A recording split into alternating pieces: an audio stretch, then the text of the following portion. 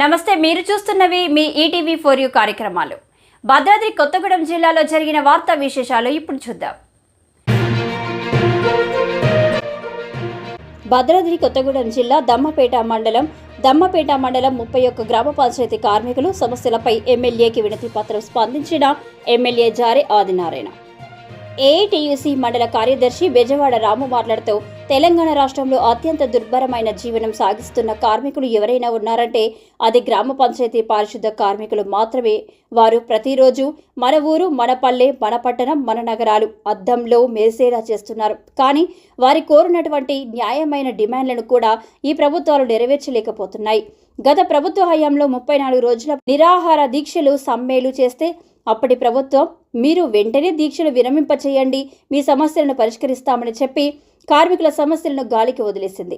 అందులో భాగంగానే ఇప్పటి ప్రజా ప్రభుత్వం సమ్మె చేస్తున్నటువంటి శిబిరాల వద్దకు వచ్చి కార్మికులకు సంఘీభావం తెలుపుతూ త్వరలోనే మన ప్రజా ప్రభుత్వం ఏర్పడుతుంది, ఏర్పడిన వెంటనే మీ కార్మికుల న్యాయమైన డిమాండ్లను నెరవేరుస్తామని సాక్షాత్తు ముఖ్యమంత్రి యనమల రేవంత్ రెడ్డి హామీ ఇచ్చి ఉన్నారు.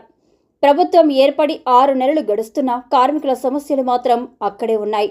ప్రభుత్వం వెంటనే స్పందించి కార్మికులు కోరినటువంటి న్యాయమైన డిమాండ్లను పరిష్కరించాలని కార్మిక సంఘం, భారత కమ్యూనిస్టు పార్టీ సిపిఐ డిమాండ్ చేస్తున్నాయి.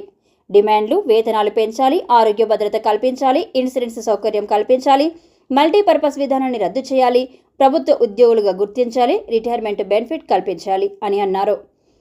ఈ కార్యక్రమంలో సిపిఐ మండల కార్యదర్శి సుంకిపాక ధర్మ, సహాయ కార్యదర్శి Yarlagadda Manikanta, Nallaprasad, Srimannarayana, SK, John B, Nakka Nagamani, Gorrepati Basavaiah, Penke Prabhakar, సహదేవుడు, ఉదయ్, మహేష్, 31 గ్రామ పంచాయతీ కార్మికులు తదితరులు పాల్గొన్నారు.